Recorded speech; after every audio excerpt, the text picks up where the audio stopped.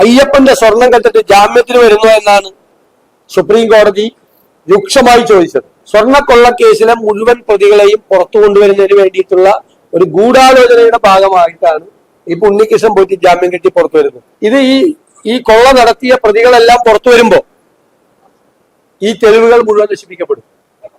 CPM-ന് വേണ്ടത് CPM-ന്റെ നേതാക്കൾക്കും സ്വാഭാവികമായും അവർക്കും പതിയെ പതിയെ ജാമ്യം കിട്ടി അവരെല്ലാം പുറത്തു വരും. നമസ്കാരം, മലയാളി വാർത്തയിലേക്ക് സ്വാഗതം. ശബരിമല സ്വർണ്ണക്കൊള്ളയുമായി ബന്ധപ്പെട്ടിട്ട് വലിയ രീതിയിലുള്ള അന്വേഷണങ്ങളൊക്കെ ആവശ്യമാണ് എന്ന് പറഞ്ഞുകൊണ്ട് കേരളം ഒന്നടങ്കം ആശങ്കയോടെ നോക്കി നിൽക്കുന്ന ഒരു വിഷയം. ഈ ഒരു വിഷയത്തിൽ നിർണായകമായിട്ടുള്ള കണ്ടെത്തലുകൾ SIT-യുടെ ഭാഗത്തു നിന്നുണ്ടാകുമ്പോൾ ഇപ്പോഴിതാ മറുവശത്ത് ശബരിമല സ്വർണ്ണ കേസിൽ ശിക്ഷിക്കപ്പെടുന്ന പലരും ജയിലിൽ നിന്ന് പുറത്തേക്ക് വരുന്ന സാഹചര്യമാണ് സൃഷ്ടിക്കപ്പെടുന്നത്. ഇത് തെളിവ് നശിപ്പിക്കാനുള്ള സാധ്യതകൾ ഒരുക്കുമെന്ന് പറഞ്ഞുകൊണ്ട് വലിയ രീതിയിലുള്ള ആരോപണങ്ങൾ, പ്രതിരോധങ്ങൾ ഒക്കെ ഉണ്ടായിക്കൊണ്ടിരിക്കുന്നു. ഇന്നിപ്പോൾ പ്രതിപക്ഷ നേതാവ് VD സതീശൻ അതിഗുരുതരമായിട്ടുള്ള ആരോപണങ്ങളാണ് ഈ വിഷയത്തിൽ സർക്കാരിനെതിരെ ചൂണ്ടിക്കാണിച്ചുകൊണ്ട് രംഗത്തെത്തുന്നത്. ഈ ആരാണോ തെറ്റ് ചെയ്തത് അവരെ ഇത്തരത്തിൽ പുറത്തേക്ക് വിട്ടുകഴിഞ്ഞാൽ തെളിവ് നശിപ്പിക്കപ്പെടും എന്ന് ചൂണ്ടിക്കാണിക്കുകയാണ് പ്രതിപക്ഷ നേതാവ്. അദ്ദേഹത്തിന്റെ വാക്കുകളിലേക്ക്. ഈ കൊള്ളക്കേസിലെ സ്വർണ്ണക്കൊള്ള കേസിലെ 1-ാം പ്രതി പുറത്തു വന്നിരിക്കുന്നു. ഇവരുടെ എല്ലാ ജാമ്യം, ഇതിലെ പ്രതികളുടെ പലരുടെയും ജാമ്യം ബഹുമാനപ്പെട്ട കേരള ഹൈക്കോടതിയും ബഹുമാനപ്പെട്ട സുപ്രീം കോടതിയും നിരസിച്ചാണ്. അയ്യപ്പന്റെ സ്വർണം കെട്ടിട്ട് ജാമ്യത്തിന് വരുന്നു എന്നാണ് സുപ്രീം കോടതി രൂക്ഷമായി ചോദിച്ചത്. ഇവർക്കെല്ലാം അപ്പൊ ജാമ്യം കിട്ടില്ല. അതുകൊണ്ട് പിന്നെ ജാമ്യം കിട്ടാനുള്ള വഴി ഏതാ? 90 ദിവസത്തിനുള്ളിൽ കുറ്റപത്രം സമർപ്പിക്കാതിരിക്കുക. അങ്ങനെ കുറ്റപത്രം സമർപ്പിക്കാതെ സ്വർണ്ണക്കൊള്ള കേസിലെ മുഴുവൻ പ്രതികളെയും പുറത്തു കൊണ്ടുവരുന്നതിന് വേണ്ടിയിട്ടുള്ള ഒരു ഗൂഢാലോചനയുടെ ഭാഗമായിട്ടാണ് ഇപ്പൊ ഉണ്ണികൃഷ്ണൻ പോയിട്ട് ജാമ്യം കെട്ടി പുറത്തു വരുന്നത്. ഇതിനകത്തുള്ള ഗുരുതരമായ ആരോപണം എന്താ?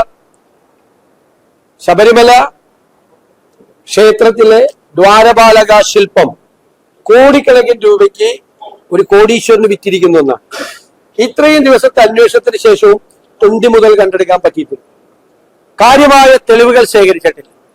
അപ്പൊ ഇനി ഈ കൊള്ള നടത്തിയ പ്രതികളെല്ലാം പുറത്തു വരുമ്പോ ഈ തെളിവുകൾ മുഴുവൻ നശിപ്പിക്കപ്പെടും. CPM-ന് വേണ്ടത് CPM-ന്റെ നേതാക്കൾക്കും സ്വാഭാവികമായും അവർക്കും പതിയെ പതിയെ ജാമ്യം കിട്ടി അവരെല്ലാം പുറത്തു വരും.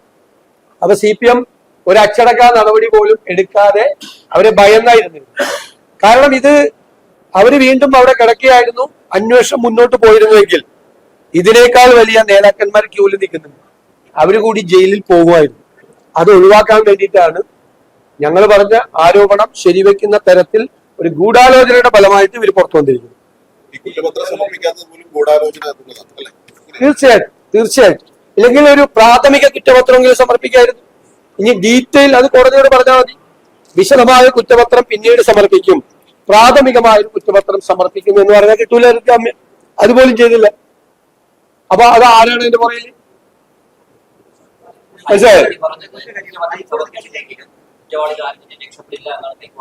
അല്ല, അങ്ങനെ പറഞ്ഞിട്ട് കാര്യമില്ലല്ലോ. കാരണം ഞങ്ങൾക്ക് അതിൽ കൺസേൺ ഉണ്ട്, ഉത്കണ്ഠയുണ്ട്. കാരണം ഈ തെളിവുകൾ മുഴുവൻ നശിപ്പിക്കപ്പെടും. ഇവരെല്ലാം പുറത്തു വരുവാണ്. കണ്ടീഷൻ കൂടി വന്ന പത്തനംതിട്ട ജില്ലയിൽ കയറാൻ പറയുള്ളൂ. പത്തനംതിട്ട ജില്ലയിലല്ലല്ലോ ഇത് വിറ്റിരിക്കുന്നത്. ഇത് വിറ്റിരിക്കുന്ന പുറത്തല്ലേ, കേരളത്തിന് പുറത്താണെന്നാണല്ലോ പ്രാഥമികമായ വിവരം. ഇതെല്ലാം പൂർണ്ണമായി തെളിവുകൾ നശിപ്പിക്കപ്പെടും. ഈ ഇത്രയും ദിവസമായിട്ട് എന്ത് തെളിവുകളാണ് ശേഖരിച്ചിട്ടുള്ളത്? ഇവരെ അറസ്റ്റ് ചെയ്യാനുള്ള തെളിവുകൾ മാത്രമേ ശേഖരിച്ചിട്ടുള്ളൂ, ബാക്കിയുള്ള തെളിവുകളില്ല. അതിനാൽ റിമാൻഡിൽ വിടുന്ന എന്തിനാ? 2 കാര്യത്തിനാണ്. ഒന്ന്, പുറത്തിറങ്ങിയ ഒരു തെളിവുകൾ നശിപ്പിക്കാതിരിക്കാൻ. 2, അവർക്ക് ചോദ്യം ചെയ്യുന്നതിന് വേണ്ടിയിട്ട്. എന്നിട്ടാണ് പിന്നെ ജുഡീഷ്യൽ കസ്റ്റഡിയിലേക്ക് വിടുന്നത്. ആ ലക്ഷ്യമല്ല അട്ടിമറിക്കപ്പെട്ടു. ഞങ്ങൾക്ക് ഉത്കണ്ഠയുണ്ട്, കേരളത്തിലെ ജനങ്ങൾക്ക് ഉത്കണ്ഠയുണ്ട്. ഇത് കേരളത്തിലെ ജനങ്ങളെ മുഴുവൻ ഞെട്ടിച്ചൊരു സംഭവമാണ്.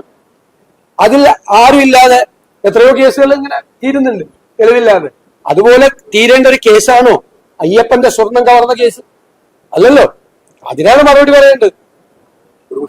പറഞ്ഞിരുന്നത് ഈ പത്മകുമാറിനെതിരെ നടപടി എടുക്കാത്തത് അവരെ പിടിച്ചതല്ലേ ഉള്ളൂ. അതുകൊണ്ട് ഒരുപക്ഷെ ഈ ഒരു ജാമ്യം കിട്ടുമെന്നൊക്കെ ഉള്ള ഒരു പ്രതീക്ഷ ഉണ്ടായിരിക്കാം. ഞാൻ അങ്ങനെ ഇങ്ങനത്തെ ജാമ്യമല്ലല്ലോ അതിന് വേണ്ടത്. അതിന് മറ്റേ ജാമ്യമല്ല വേണ്ടത്. കോടതി പെട്ടെന്ന് നോക്കി പ്രാഥമികമായി അറസ്റ്റ് ചെയ്യേണ്ട ഒരു കാര്യമില്ല, ഇപ്പൊ തന്നെ ജാമ്യത്തിൽ കൊടുക്കണം, അങ്ങനെയല്ലല്ലോ ചെയ്യുന്നത്. അപ്പോ സില്ലിയാണ്, ലഘുവാണ് ആരോപണമെങ്കിൽ അപ്പൊ തന്നെ കോടതി ജാമ്യം കൊടുക്കും. കാരണം അങ്ങനെ നോൺ ബെയിലബിൾ ഒഫൻസ് അല്ല ഇത്. ആ നോൺ ബെയിലബിൾ ഒഫൻസിന് ആധാരമായിട്ടുള്ള ഒരു കാര്യം ഇവർ ചെയ്തിട്ടില്ല. അങ്ങനെയുള്ള പലർക്കും ജാമ്യം കിട്ടുന്നത്.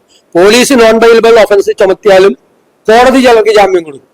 ഇത് താഴത്തെ കോടതി കൊടുത്തില്ല, ഹൈക്കോടതി കൊടുത്തില്ല, സുപ്രീം കോടതി ക്രൂദ്ധമായി ചോദിക്കുകയും ചെയ്തു. കാരണം അത്ര സീരിയസ് ആണ് കേസ്. എല്ലാ കോടതികളും അത്ര ഗൗരവത്തോടു കൂടിയുള്ള കേസാണ് എന്ന് പറഞ്ഞിട്ട് 90 ദിവസം ജയിലിൽ കിടക്കുന്ന ആളുകൾക്കെതിരായി നടപടി പോലും പാർട്ടി എടുത്തില്ല എന്നുള്ള വേറെ കൊണ്ടാണ് പേടിച്ചിട്ടാ. അവര് പുറത്ത് വേറെ വല്ല വിവരവും പറഞ്ഞാൽ ബാക്കിയുള്ള നേതാക്കന്മാരോട് ക്യൂവിൽ നിൽക്കുന്നവരോട് ജയിലിൽ പോകത്തേ പ്രശ്നമാണ്. അതൊന്നും ഞങ്ങൾ ആവശ്യപ്പെടുന്നില്ല. കോടതി അത് നിരീക്ഷിച്ച് ഈ ഒന്നുകൂടി ഗൗരവത്തോടു കൂടി ഈ അന്വേഷണം നടക്കാനുള്ള ഒരു സംവിധാനം ഉണ്ടാക്കണം. അത് കേരളത്തിലെ ജനങ്ങൾ ആഗ്രഹിക്കുന്നു. ഞങ്ങൾ കേരളത്തിലെ ജനങ്ങൾ ആഗ്രഹിക്കുന്നതിന്റെ അതാണ് ഞങ്ങൾ പറയുന്നത്.